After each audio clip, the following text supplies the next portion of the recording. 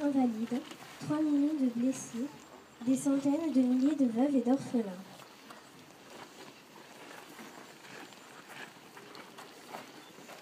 En ce jour de commémoration, s'insérant dans le cycle mémorial officiel marqué. L'échange est riche et instructif. La guerre au quotidien est dure et n'est pas tout à fait ce que nous l'apercevons de nos jours. Ce n'est pas du tout ce que vous entendez des conflits armés à la télévision.